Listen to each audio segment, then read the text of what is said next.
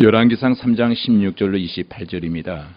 이 시간 우리 함께 교도가는 이 말씀을 통해서 오늘 이 아침도 우리 모두에게 들려주시길 원하시는 세미하신 우리 주님의 음성이 여러분 모두의 귓전에 들려지기를 주님의 이름으로 축원합니다. 그때에 창기 두 여자가 왕에게 와서 그 앞에 서며 한 여자는 말하되 내 주여 나와 이 여자가 한 집에서 사는데 내가 그와 함께 집에 있으며 해산하였더니 내가 해산한 지 사흘 만에 이 여자도 해산하고 우리가 함께 있었고 우리 둘 외에는 집에 다른 사람이 없었나이다. 그런데 밤에 저 여자가 그의 아들 위에 누움으로 그의 아들이 죽으니 그가 밤중에 일어나서 이 여종 내가 잠든 사이에 내 아들을 내 곁에서 가져다가 자기의 품에 누이고 자기의 죽은 아들을 내 품에 누였나이다.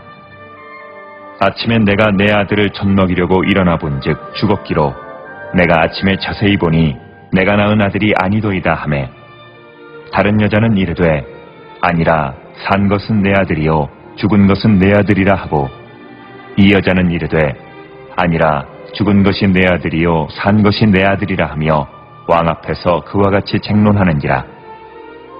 왕이 이르되 이 여자는 말하기를 산 것은 내 아들이요 죽은 것은 내 아들이라 하고 저 여자는 말하기를 아니라 죽은 것이 내 아들이요 산 것이 내 아들이라 하는도다 하고 또 이르되 칼을 내게로 가져오라 하니 칼을 왕 앞으로 가져온지라. 왕이 이르되 사나이를 둘로 나누어 반은 이 여자에게 주고 반은 저 여자에게 주라. 그 사나들의 어머니 되는 여자가 그 아들을 위하여 마음이 불붙는 것 같아서 왕께 아뢰어 청하건대 내 주여 사나이를 그에게 주시고 아무쪼록 죽이지 마옵소서 하되 다른 여자는 말하기를 내 것도 되게 말고 내 것도 되게 말고 나누게 하라 하는지라. 왕이 대답하여 이르되 사나이를 저 여자에게 주고 결코 죽이지 말라. 저가 그의 어머니이니라 하매 온 이스라엘이 왕이 심리하여 판결함을 듣고 왕을 두려워하였으니 이는 하나님의 지혜가 그의 속에 있어 판결함을 봄이더라. 아멘. 할렐루야. 우리 옆에 계신 분과 한번 인사하십시다. 참 좋아 보이십니다.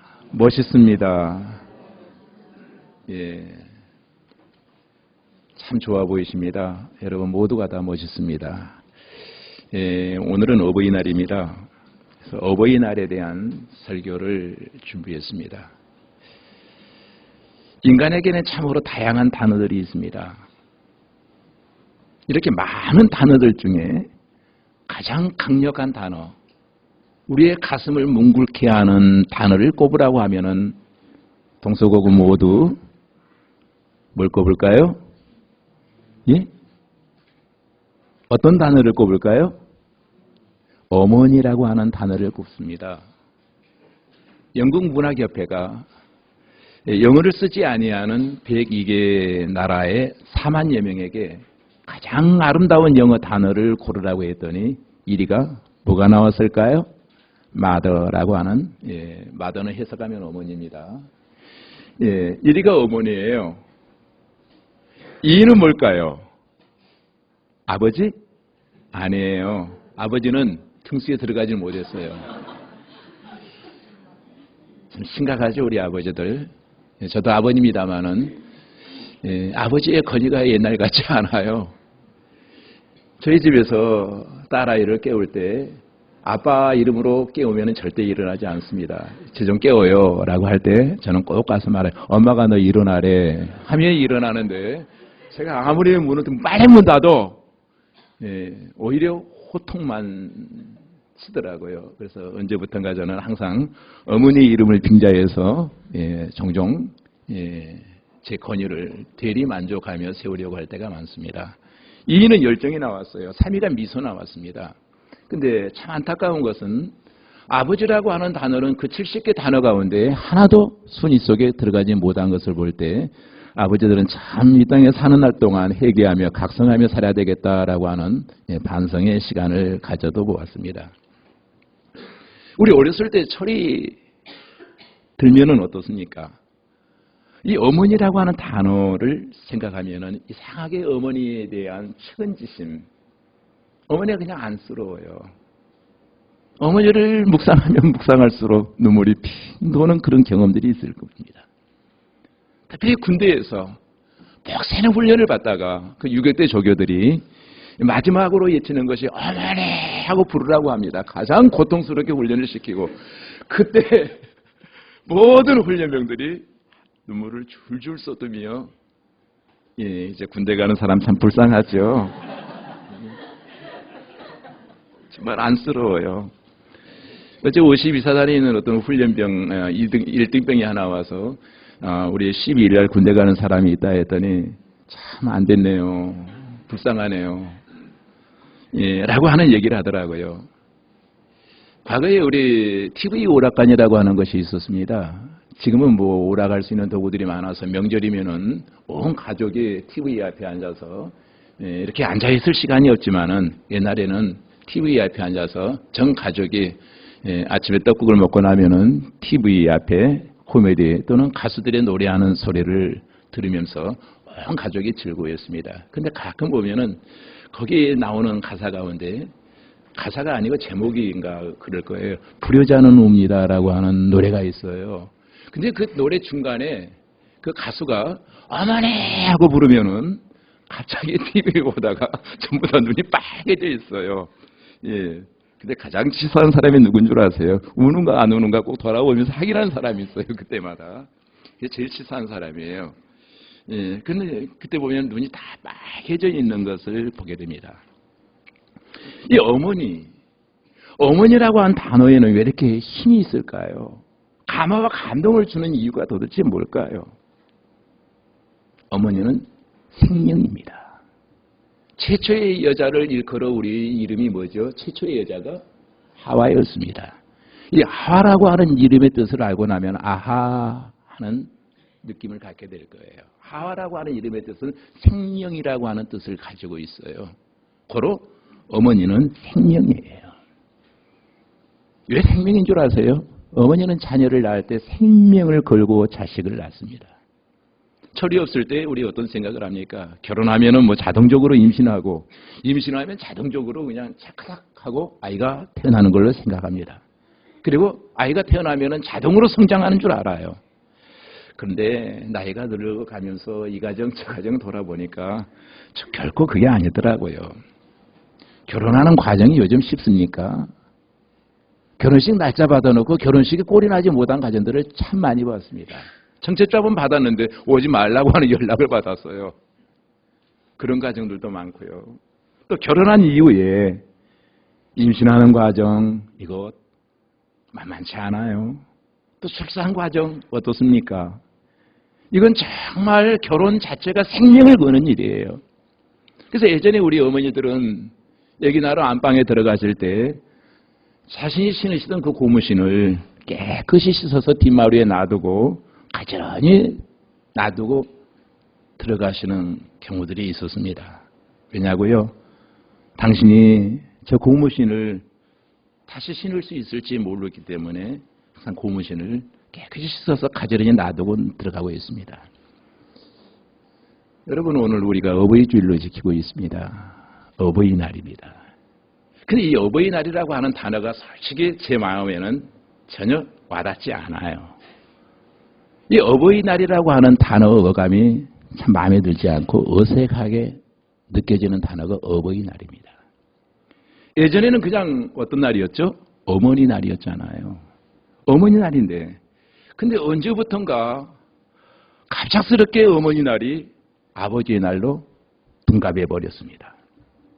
물론 미국에서 5월달이 어머니 날이고 6월달은 아버지의 날이에요.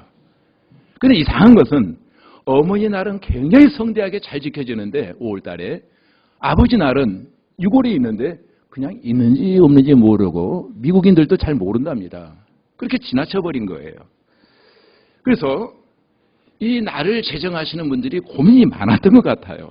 우리나라도 이 아버지 날을 만들어 놓으면 6월달에 아마 이런 현상이 틀림없이 우리나라에서도 일어날 것이다.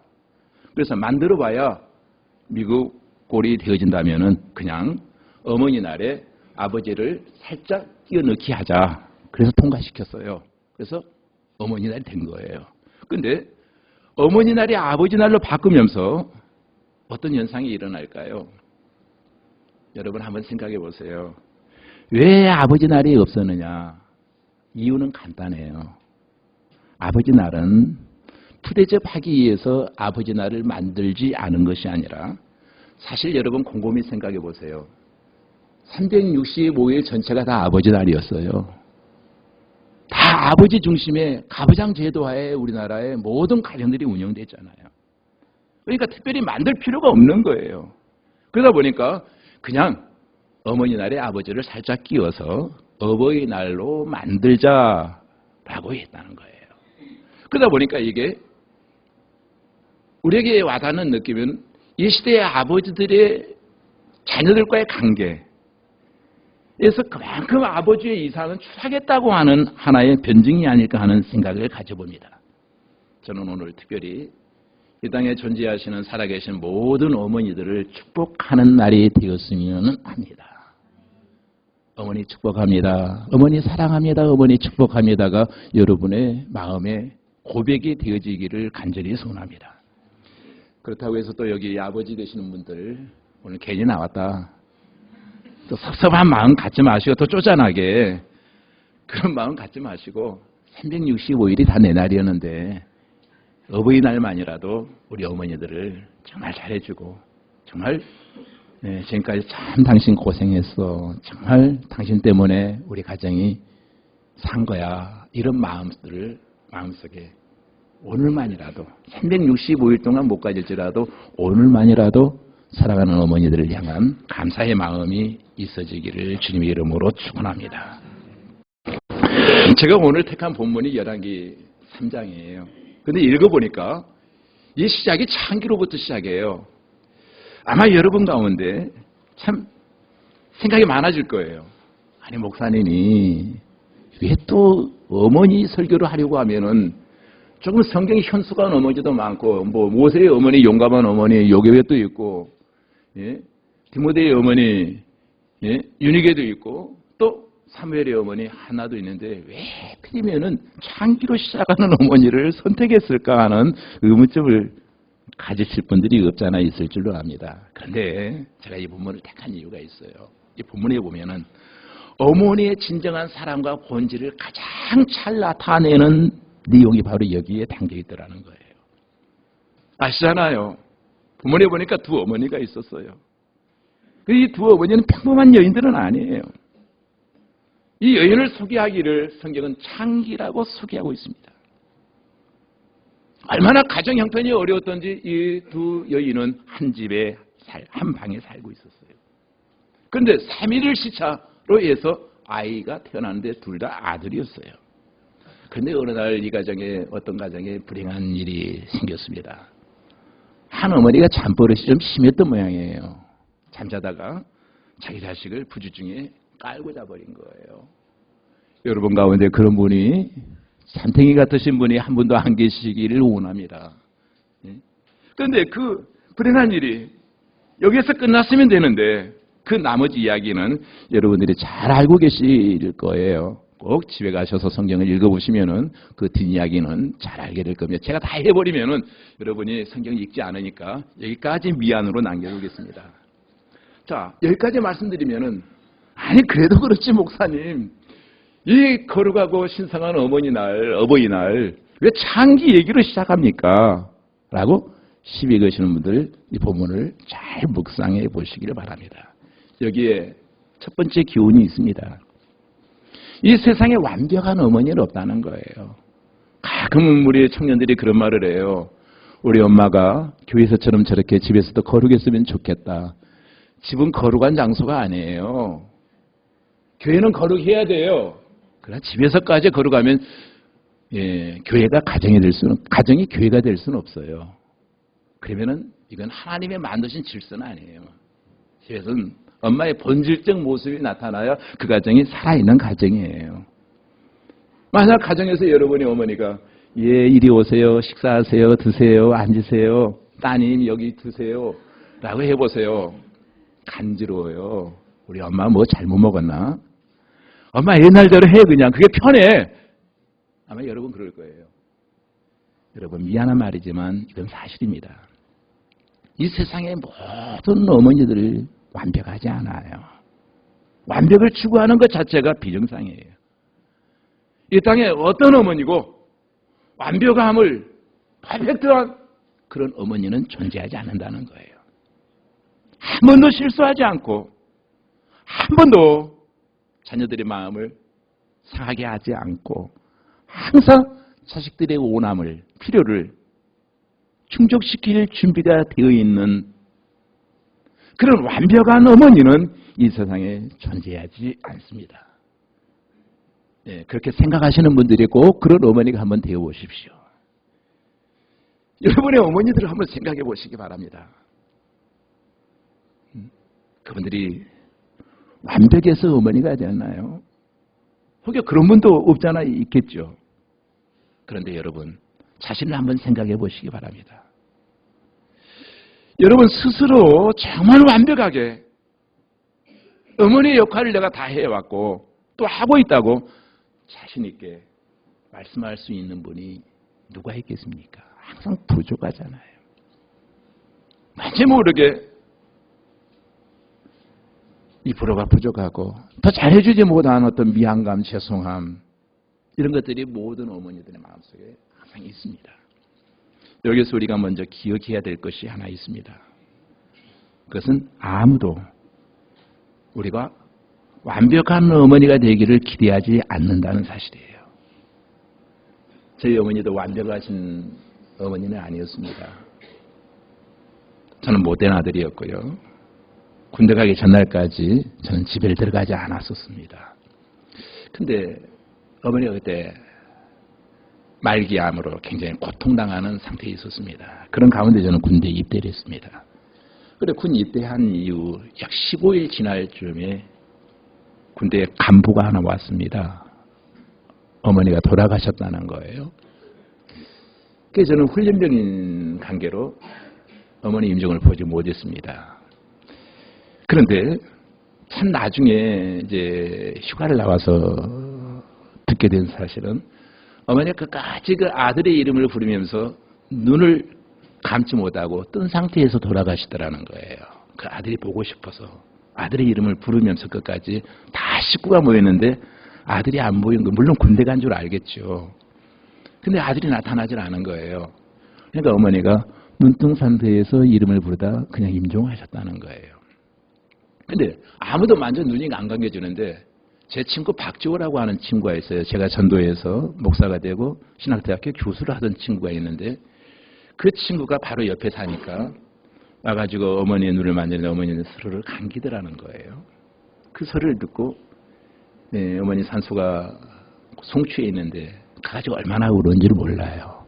어머니 어머니 하고 부르면은 금방 그 산소에서 벌떡 일어날 것만 같은데 어머니는 아무 대답이 없어요. 불을 뜯으며 막 울었죠. 한참을 울다가 내려왔던 그런 오래된 추억이 있습니다. 여러분, 어머니 자격이 갖추어졌기 때문에 자녀를 낳고 키우는 부모가 이 땅에 과연 얼마나 있을까요? 멋모르고 결혼했다가 엉격거리 아이 낳고 자식을 낳은 이후에 허겁지겁 어머니가 되어지는 경우들이 많잖아요. 연습 없이 공부하지 아니하고 부모가 되었기 때문에 엄마 아버지가 되었기 때문에 많은 시행착오와 실수를 합니다.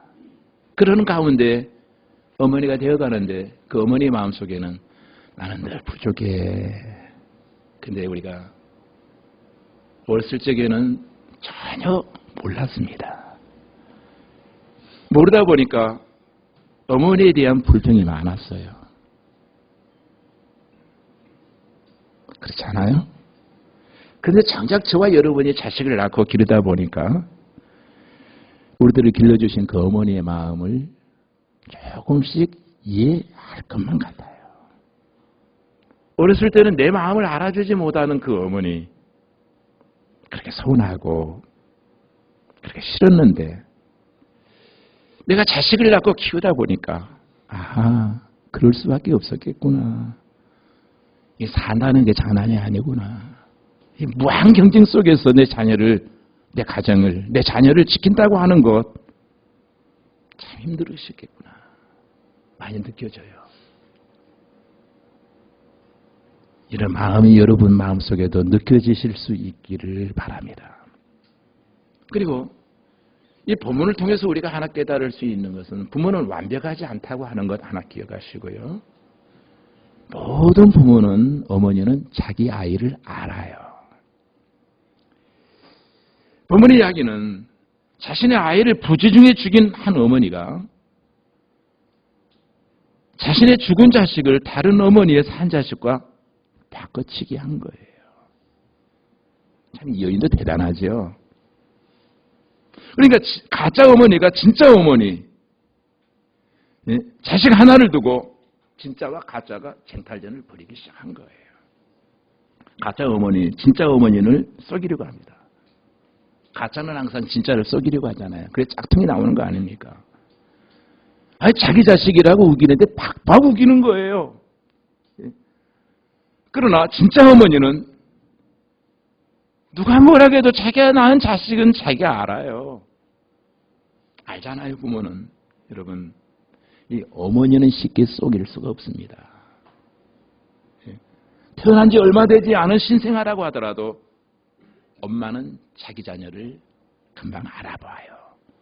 남들이 느끼지 못하는 그 특징을 벌써 캐치했어요. 알거든요. 진짜 어머니는 그런 분이에요. 어머니와 자식 간에는 어떤 특별한 유대관계, 보이지 아니하는 어떤 질서가 있나 봐요. 알아요. 그리고 이 관계는 죽을 때까지 지속되어집니다. 여러분, 어머니는 자식들이 육체적으로 또는 정신적으로 건강한지 그렇지 않은지 어머니의 본능적으로 알아요. 어머니는 자식이 거짓말하는지 아니면 정직한지 다 압니다. 처음부터 준비되어진 완벽한 어머니는 이 세상에 존재하지 않지만 어머니가 됨으로써 어머니의 관심은 자기가 낳은 그 자녀에게 온통 집중되어 있습니다. 그 자녀가 어머니의 세상이에요. 아이의 울음소리만 들어도 그 울음소리가 무엇을 의미하는지 엄마는 알아요. 아, 얘가 배가 고프구나. 아, 얘가 졸리구나. 아, 얘가 지저귀가 축축하구나. 엄마는 아이의 육체적 필요를 금방 민감하게 알아차립니다. 아빠는 콜콜 자죠. 애가 울어도 자요. 아빠는 절대 일어나서 달리는 법이 없어요. 근데 엄마는 그렇지 않아요. 우리 기독교 신앙을 가진 어머니들은 자녀들에 대해서 한 가지 더 알아야 될 것이 있습니다. 그것은 아이들의 영적 필요입니다. 영적 필요. 이 부분에서 우리 그리스도인들은 큰 도전을 받아야 됩니다. 이 영적인 필요를 채워주는 것이 우리 영적인 부모들이 해야 될 일이에요. 그러나 그렇지 않은 어머니들이 자녀의 영적인 필요에 민감하게 채워지지 못한다면 그것은 어머니로서의 직무유기를 하고 있는 거예요. 잠언서에서 그렇게 말하잖아요. 마땅히 행할 길을 아이에게 가르쳐라. 그리하면 늙어도 그것을 떠나지 아니하리라. 어려서부터 자녀에게 하나님을 가르치라고 성경은 말합니다. 왜? 모든 지혜의 근본은 하나님이시다는 거예요. 진짜 어머니는 이걸 가르친다는 거예요. 진짜 엄마는 아이의 영적 필요를 위해서 생명을 건다는 거예요. 감리교의 창시자인 요한 웨슬레이의 어머니가 웨슬레이 수산나입니다. 그런데 이 수산나라고 하는 어머니는 14명의 자녀를 낳았습니다. 여러분 진정한 애국이 뭔가 한번 여러분도 생각해 보시고 진정으로 여러분이 전도하지 못할지라도 진정한 전도는 얘기를 많이 낳는 것이다 생각하시고 애국과 하나님 나라 확장을 위해서 이 일에 여러분도 도전해 보실 수 있기를 바랍니다. 14명의 자녀를 낳았는데 이 어머니는 대단한 엄마예요. 하루에 1시간씩 열심히 정열을 바쳐 기도합니다. 아니 1시간 하니까 뭐 그렇게 감흥이 안 오죠. 14명의 자녀, 한 명 아이의 각 개성이 다르기 때문에 한 명이 1시간씩을 기도했다는 거예요. 보통 요한 예슬리의 어머니 수산나는 14시간을 자녀를 위해서 기도했다는 거예요. 그래서 어떤 사람이 물었답니다.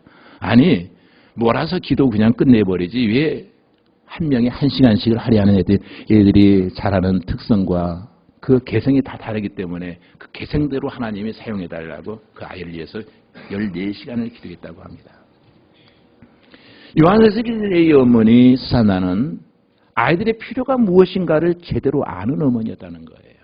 여러분도 수산나처럼 아이들의 자녀들의 영적 필요를 위해서 열심히 기도할 수 있는 어머니들이 되시기를 바랍니다.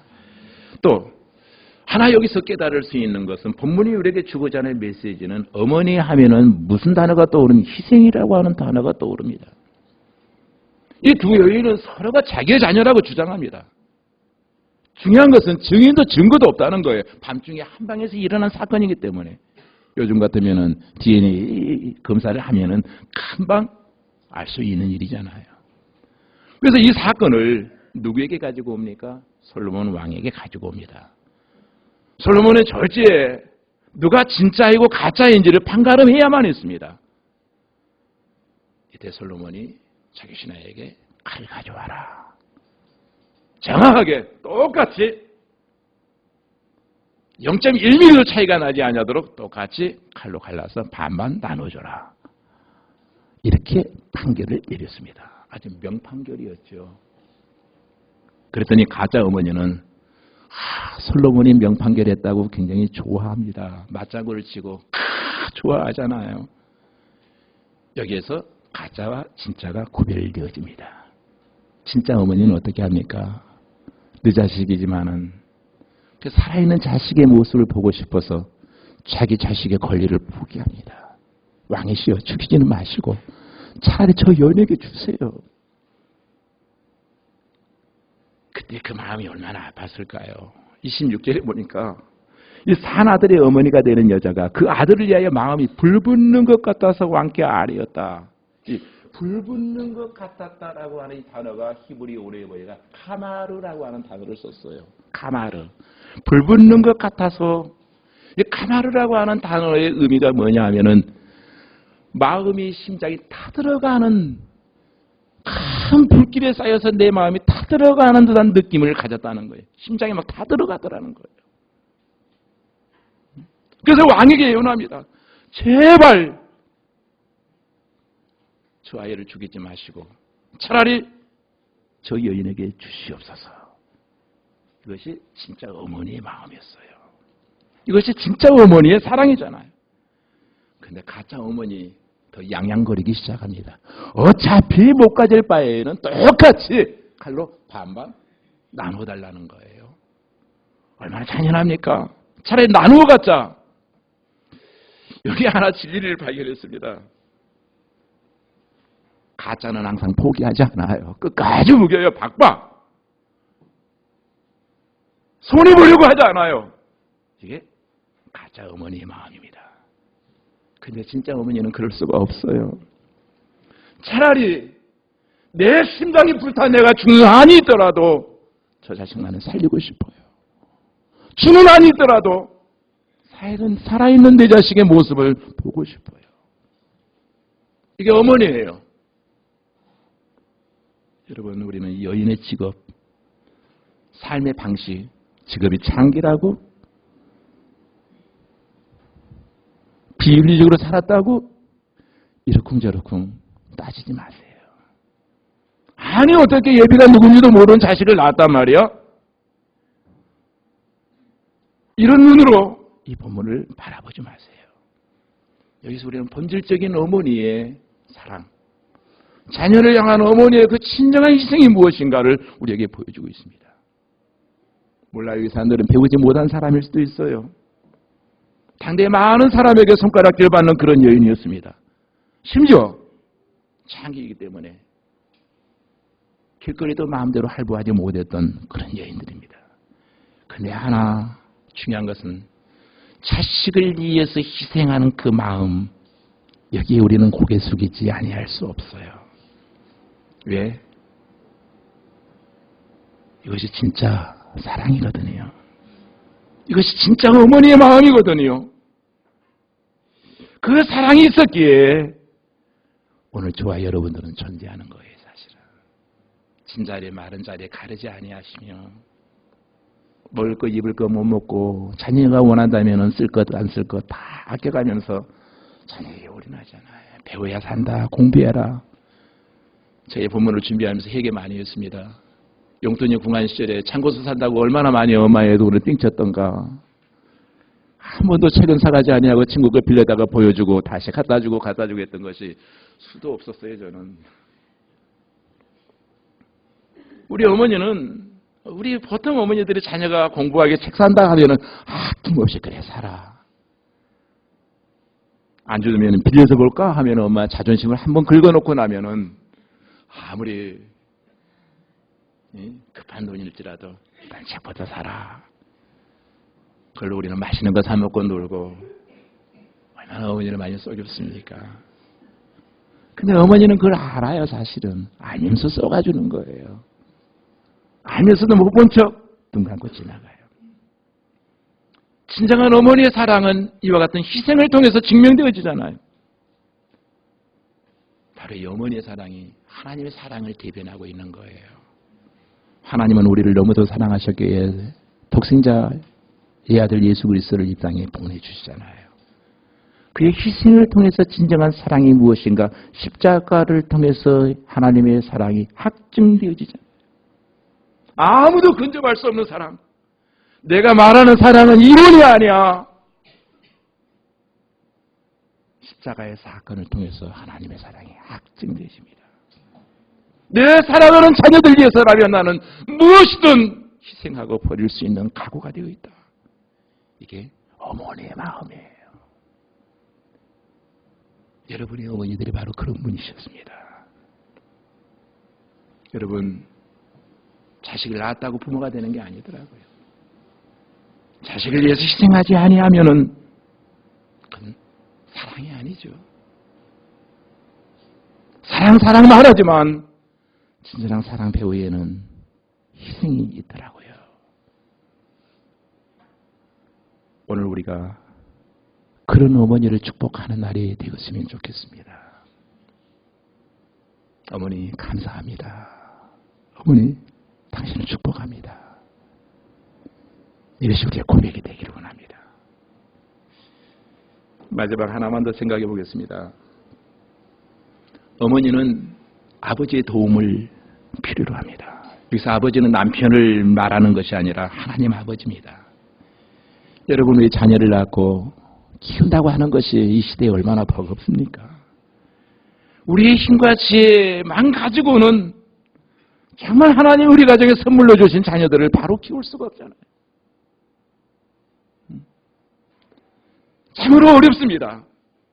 우리의 마음속에는 자녀들이 잘 되기를 원하는 그 자녀를 통해서 대리만족을 누리고자 하는 마음들이 우리 마음속에 다 있잖아요. 그런데 우리의 생각의 키워드로 자녀를 키워내기 시작한다면 그 자녀는 망치고 말 거예요. 무조건 들어주어서도 안 되고 무관심과 방치해서도 안 됩니다. 그런데 어떻게 양육해야 될지 우린 정말 지혜가 부족해요. 지혜가 부족합니다. 그래서 성경은 이렇게 말합니다. 너희 중에 누구든지 지혜가 부족하거든 모든 사람에게 후히 주시고 꾸짖지 아니하시는 하나님께 구하라. 그리하면 주시리라. 야고보서 1장 5절에 나와 있잖아요. 우린 그래서 기도해야 되는 거예요. 우리 가정에 선물로 주신 내 자녀를 바로 키우기 위해서 우리는 하나님의 지혜를 구해야만 합니다. 그래서 기도할 수밖에 없어요. 구할 수밖에 없잖아요. 하나님의 능력과 지혜가 임하지 아니하면은 나와 똑같은 붕어빵 만들어요. 적어도 내 자녀가 나 같은 삶을 살기를 원하는 부모는 아무도 없어요. 나보다는 더 완성되어지고 다듬어지고 더 원만하고 너그럽고 나는 쫓아나지만 자녀는 너그러운 마음. 바른 가치관 속에 바로 양육되어져 갈 수 있는 그런 자녀가 되기를 원하잖아요. 이것이 저의 마음이고 여러분의 마음일 겁니다. 말씀을 맺겠습니다. 오늘 이 예배에 참여하시는 어머니들에게 하나님의 위로와 축복과 은혜가 넘쳐나시기를 주님의 이름으로 축원합니다. 기도하십시다. 전능하신 아버지 하나님, 오늘 이 시간은 우리 어머니들을 생각할 때 감사하는 마음속에 간직하게 하시고 그 어머니들을 마음껏 축복하며 높여드리며 어머니가 아버지 하나님 건강한 모습으로 미소를 지을 수 있도록 주님 도와주시옵소서. 오늘 여기에 모인 사랑하는 모든 교우들 나를 낳아주시고 길러주시고 여기까지 도달하게 하신 어머니 은혜를 가슴속 깊이 간직하고 멀리 계시면 전화라도 하게 하시고 또 천국 가셨으면은 우리의 주변에 있는 모든 어르신들을 내 부모님처럼 잘 섬길 수 있는 마음 또한 허락하여